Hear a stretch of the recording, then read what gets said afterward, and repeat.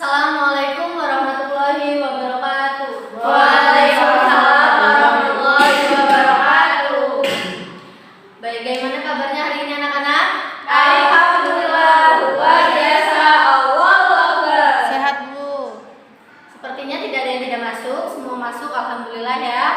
Nah, untuk selanjutnya yaitu sebelum kita memulai pembelajaran, maka baiknya kita berdoa terlebih dahulu agar pembelajaran hari ini dapat bermanfaat dan berguna untuk sehari-hari. Untuk Nyoman dipersilakan untuk memimpin doa. Baik Bu, mari teman-teman sebelum kita memulai pembelajaran pada pagi hari ini, alangkah baiknya kita berdoa menurut agama dan kepercayaan masing-masing. Berdoa mulai. Berdoa selesai. Baiklah, sebelumnya Ibu sudah membawa, ada yang tahu? Roti Bu. Roti tempe.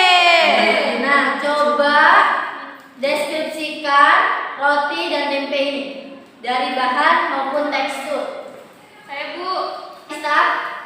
itu Bu, tempe Bu, warnanya putih, terbuat dari kedelai sama ragi tempe Bu.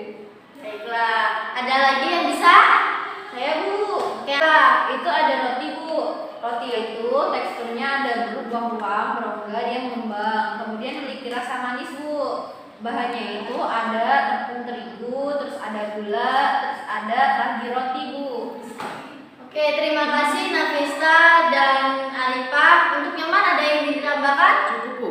Cukup. Nah, dari yang sudah dijelaskan oleh Nafisa dan Arifah tadi terdapat bahan-bahan seperti tadi kan dari kedelai ditambahkan ragi, terus yang roti teksturnya mengembang. Roti, ada yang tahu mengapa saat pembuatan roti bisa mengembang? Ada yang tahu? Saya Bu, Karena terjadi fermentasi Bu.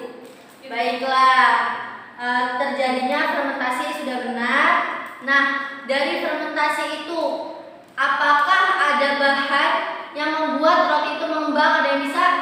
Saya Bu. Baiklah, dipersilakan. Ragi roti atau ini Bu, fermentan yang membuat dia mengembang? Ya benar. Jadi dari kedua ini adalah proses dari fermentasi dari tempe maupun roti. Nah, dari roti dan tempe itu kan salah satu produk dari fermentasi. Nah, itu kan menggunakan mikroorganisme. Kira-kira kalian tahu tidak yang menggunakan fermentasi dan mikroorganisme itu termasuk ke dalam materi apa? Bioteknologi Bu. Benar, karena bioteknologi itu juga sudah kita pelajari di kelas 9 SMP. Nah, jadi saya di sini kita sama-sama belajar mengenai apa itu bioteknologi, bagaimana produk dan jasanya. Jadi tujuan pembelajaran pada hari ini yaitu untuk mengetahui manfaat dari produk atau jasa yang dihasilkan dari bioteknologi ini, maupun dari produk yang biasa kita hasilkan di keseharian yaitu tempe atau roti ataupun dalam fermentasi lainnya. Baiklah, untuk mengetahui lebih lanjut mengenai bioteknologi, Ibu akan membagi kalian menjadi dua kelompok. Kelompok pertama ada Nafisa, Fiayurista dan Nyoman. Kelompok kedua ada Inayah, Arifati dan Firas. Ibu akan membagikan data pilihnya.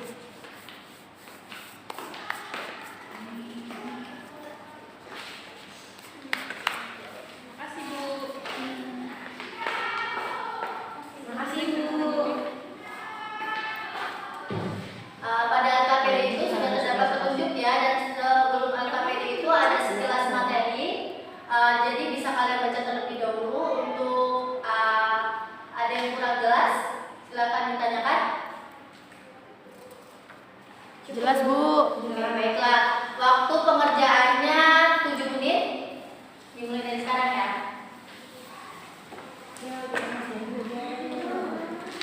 Baiklah, waktunya sudah habis. Untuk kelompok 1, Nafista, Fia, dan Nyoman, silakan untuk mempresentasikan hasil diskusinya. Baik Bu. Maju. Yuk teman-teman.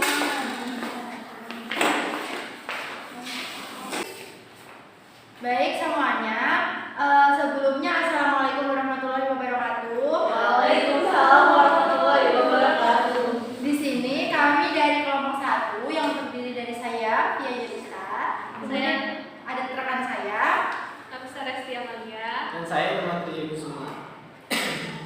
Nah, di sini kelompok kami akan mempresentasikan hasil dari pekerjaan kami yang telah kami diskusikan. Nah, dimulai dari yang pertama, yaitu dengan pertanyaan bahan utama dalam pembuatan tape itu apa, kemudian dengan bantuan mikroorganisme apa.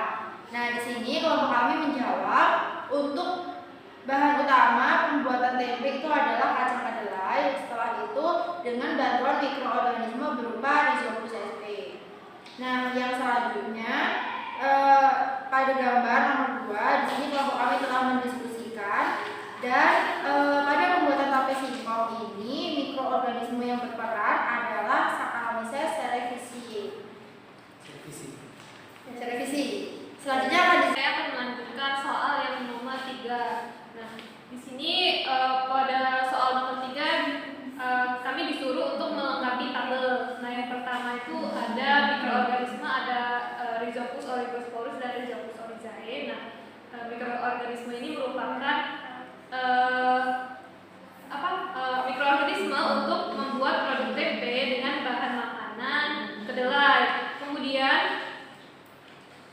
yang kedua itu ada mikroorganisme Aspergillus oryzae. Nah, bahan makanannya adalah kedelai dan produk yang dihasilkan adalah kecap dan tauco. Yang ketiga ada Aspergillus soyae. Nah, bahan makanan yang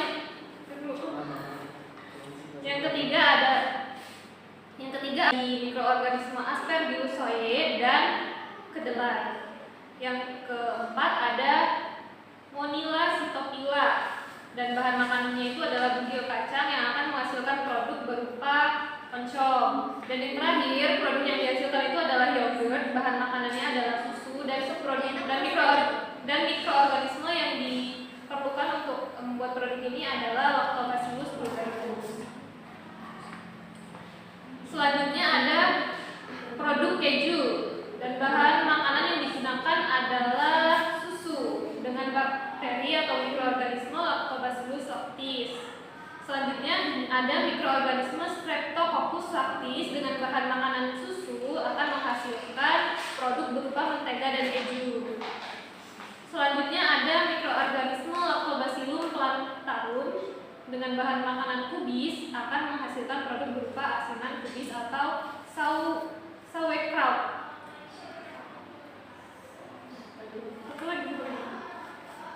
Dan yang terakhir adalah Acetobacter silinum dan bahan makanannya adalah air kelapa akan menghasilkan produk berupa nata dan tempe. Selanjutnya akan dilanjutkan oleh Nyoman. Nah, baik, untuk yang nomor 4 itu pertanyaannya teknik kultur jaringan memanfaatkan prinsip perbanyakan tumbuhan secara teknik kultur jaringan ini memanfaatkan prinsip perbanyakan tumbuhan secara vegetatif. Nah, dalam prakteknya bagian tanaman yang sebelumnya diambil akan ditemukan dalam kondisi steril pada medium yang mengandung nutrisi dan zat pengatur tubuh atau hormon. Nah, kemudian bagian pada tanaman akan dapat memperbanyak diri dan berkembang menjadi tanaman yang memiliki organ yang lengkap, yaitu akar, batang, dan daun. Nah, sekian. Nah, jadi itu tadi hasil presentasi dari kelompok kami, kelompok 1. Kira-kira untuk teman-teman yang lain apakah ada yang ingin ditanyakan atau ingin menambahkan?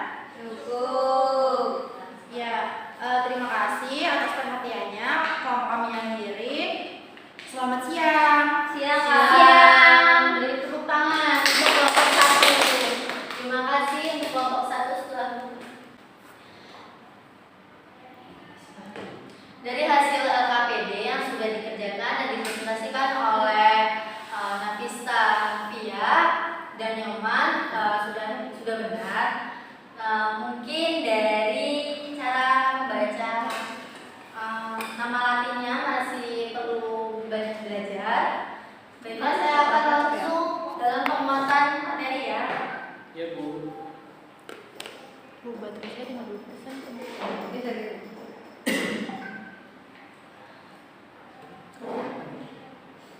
Yang pertama yaitu untuk pengertian bioteknologi.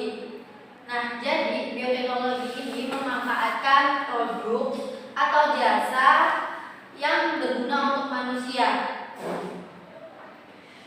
Tadi kan contohnya ada roti dan tempe. Nah, itu adalah salah satu produk dari bioteknologi konvensional. Untuk yang pertama, bioteknologi itu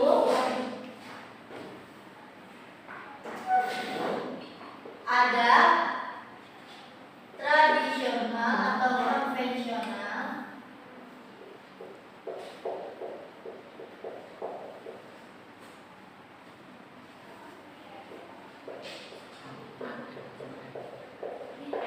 Satunya yaitu modern.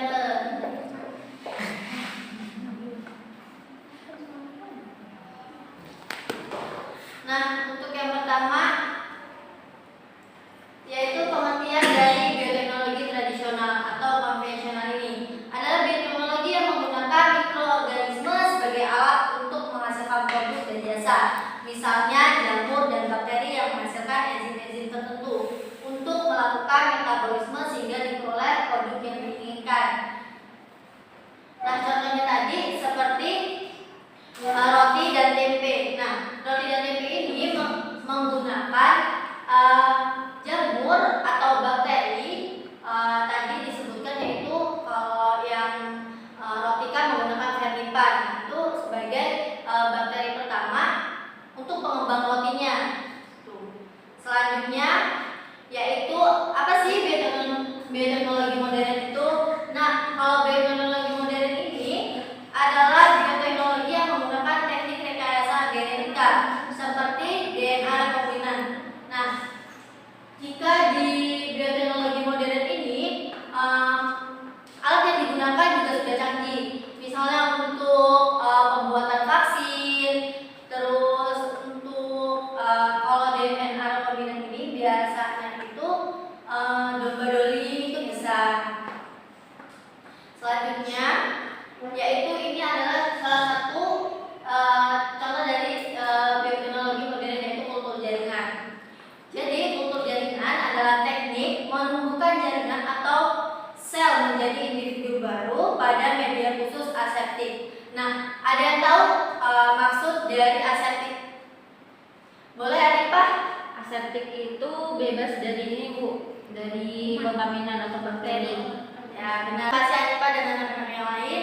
Lanjut ke kemampuan sel untuk tumbuh menjadi individu baru disebut totipotensi.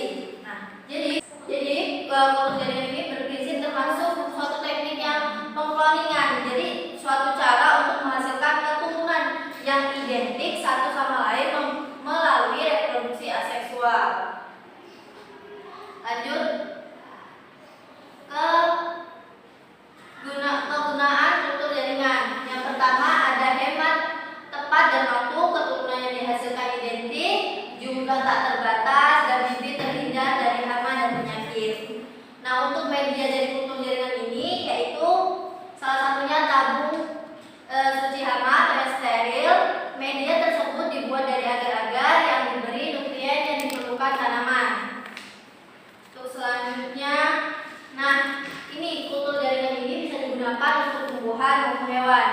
Nah, untuk yang tumbuhan di sini disebutkan bahwa dikultur sebagai eksplan. Nah, eksplan ini disebutkan di situ melalui pertama formula dicuci dengan alkohol 70%, ada steril.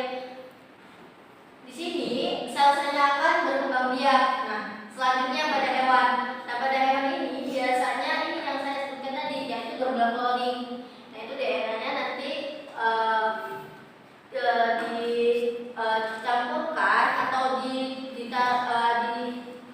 namanya disuntikan ya? Ya, pengklonian itu. Aduh, salah. Nah, ini tadi yang sudah dijelaskan di awal pada pengkloningan. Nah, jadi di sini menghasilkan individu hewan yang dikultur harus masih dalam tahap embrio. Lanjut ya. Ya Bu. Nah, selanjutnya itu rekayasa genetika. Itu ada transformasi inti, rekombinasi DNA, teknologi plasmid, fusi sel. Nanti untuk materi lengkapnya akan saya kirimkan Baik, Bu. Untuk pembelajaran hari ini cukup sampai rekayasa genetika karena materi pada bioteknologi ini sangat banyak. Belum pada bidang pertanian, kedokteran, perikanan itu akan dilanjutkan minggu depan. Apakah ada yang ingin ditanyakan? Tidak, Bu, cukup. Baiklah, sekian. Sebelum saya menutup pembelajaran pada hari ini, adakah yang bisa menyimpulkan pembelajaran pada hari ini? Silakan Arifah. Saya, Bu. Baiklah. Baik, Bu. Jadi dari pembelajaran hari ini kita tadi telah belajar tentang bioteknologi. Nah, bioteknologi ini adalah pemanfaatan mikroorganisme untuk menghasilkan suatu produk atau jasa. Nah, bioteknologi ini dibagi menjadi dua, ada bioteknologi konvensional dan bioteknologi modern. Kalau misalnya dia bioteknologi konvensional itu menggunakan mikroorganisme benar-benar untuk menghasilkan produk atau jasa yang biasa kita nikmati dengan cara-cara yang tradisional istilahnya.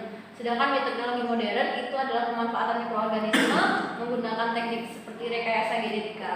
Nah, kemudian tadi kita telah belajar tentang kultur jaringan, di mana memanfaatkan sifat dari jaringan itu sendiri, yakni titik potensi atau kemungkinan untuk bertumbuh. Nah, kemudian juga tadi belajar tentang teknik-teknik dari rekayasa genetika. Terus ada contohnya, Bu, kalau misalnya bioteknologi konvensional itu ada tempe, terus ada roti gitu kan. Kalau bioteknologi modern itu tadi kayak kultur jaringan, terus kayak pengkloningan, terus ada vaksin. Mungkin itu. Terima kasih Arifah sudah menyimpulkan pembelajaran pada hari ini. Tepuk tangan.